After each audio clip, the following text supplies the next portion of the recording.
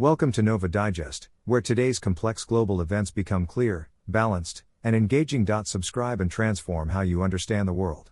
Today's news is about Australia's economy as being hailed as resilient amid looming global uncertainties, with economists and policymakers maintaining that the nation can sidestep a recession. This outlook hinges on three central claims. 1. Businesses affected by U.S. tariffs will seamlessly pivot to new export markets. 2. Interest rate cuts will stimulate growth. And 3. A weaker Australian dollar will ultimately boost the economy.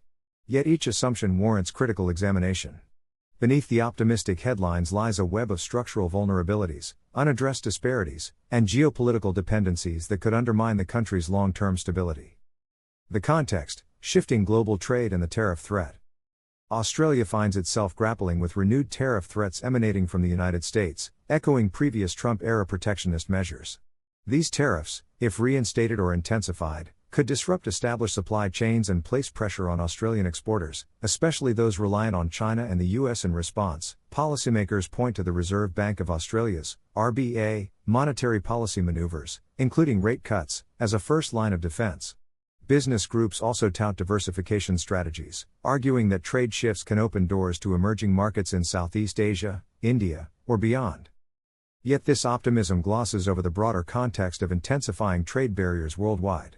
The World Trade Organization has documented a 20% increase in non-tariff barriers since 2019, indicating a global drift toward protectionism. Meanwhile, the OECD projects a slowdown in major economies, and Australia, despite its relative agility, may not be fully insulated from these headwinds. Claim 1: the seamless pivot to new markets. One linchpin of the recession-proof narrative is the idea that exporters can simply shift operations to fresh markets if tariffs bite. In reality, such pivots often encounter significant hurdles.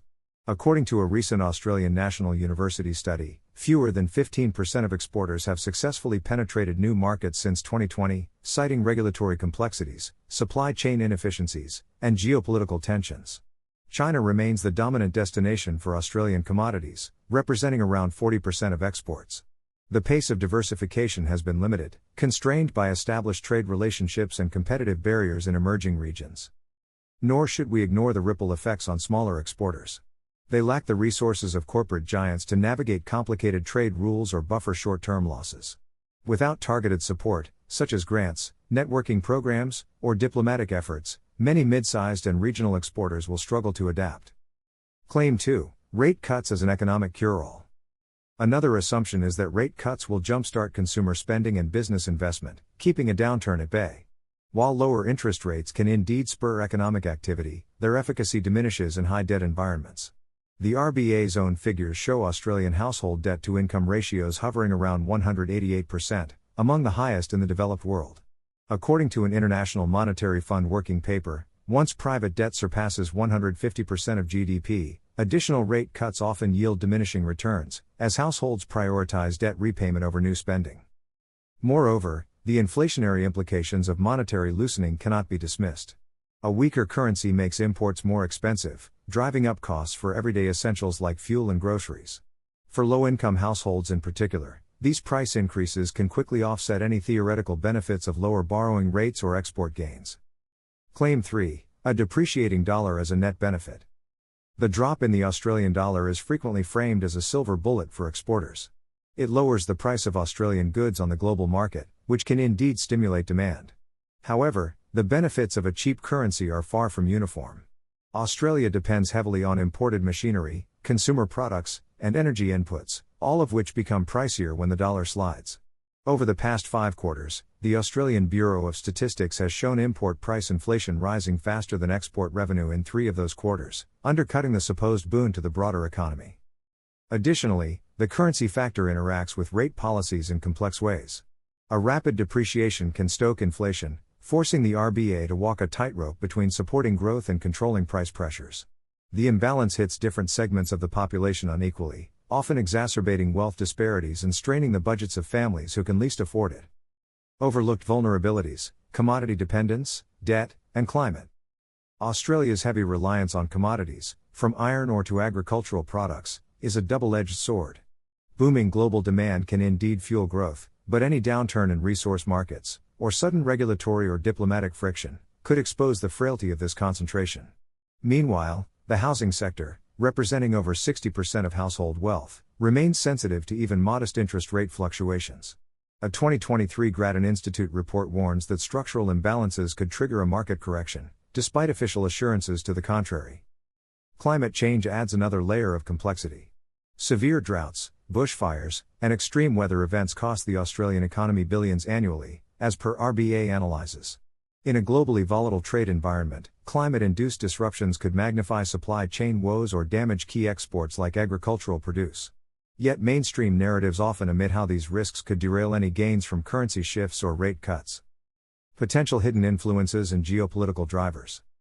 Critics also point to a convergence of interests among politicians, large corporations, and financial institutions. Policymakers keen to project economic strength may be downplaying the potential severity of tariff impacts.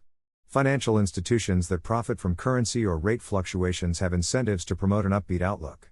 Meanwhile, major exporters, especially in mining and energy, benefit from maintaining favorable trade and investment conditions, even if smaller players fall behind. The recurrence of trade tensions with the United States and Australia's integration into broader Indo-Pacific strategies raise questions about larger geopolitical agendas. Some argue that redrawing supply chains could benefit certain allies or multinational corporations at the expense of more diverse, equitable trade policies. Although deep state theories often oversimplify these dynamics, it is undeniable that behind-the-scenes lobbying and diplomatic maneuvering can shape official narratives, sometimes obscuring more nuanced realities on the ground. Why a closer look matters. Despite official confidence, cracks in the recession-proof story are visible. Structural issues, ranging from overleveraged households to commodity market concentration, make Australia more vulnerable than the headlines suggest. Monetary policy alone cannot paper over global trade realignments, inflation risks, or the fallout from climate-related disruptions. Ignoring these factors can lead to policy missteps and leave entire sectors, particularly smaller exporters and workers, bearing disproportionate burdens.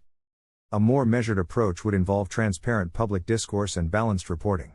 Economists, media outlets, and policymakers alike should acknowledge and investigate dissenting data points, for example, the OECD's forecast of slowing growth and the IMF's concerns about high debt levels. In doing so, Australia can better prepare for what may be an extended period of global volatility and potential trade fragmentation. Conclusion: beyond optimism, toward accountability. In the face of tariff threats and shifting global power structures, Australia's capacity to adapt is real but far from guaranteed. Businesses may find new markets, but not without substantial effort and potential financial strain. Rate cuts might ease short-term pain, but they cannot fully counteract mounting debts or potential asset bubbles. A depreciating currency has benefits for some exporters but raises costs for others and can harm lower-income households. Ultimately, a truly resilient economy requires more than confident headlines. It calls for deliberate policies to address debt burdens, climate impacts, and equitable trade support. Only then can Australia turn a precarious period of global uncertainty into a genuinely sustainable path forward, and avoid the pitfalls of over-reliance on a narrative that downplays deeper risks lurking beneath the surface. If clarity matters to you, stay with NovaDigest.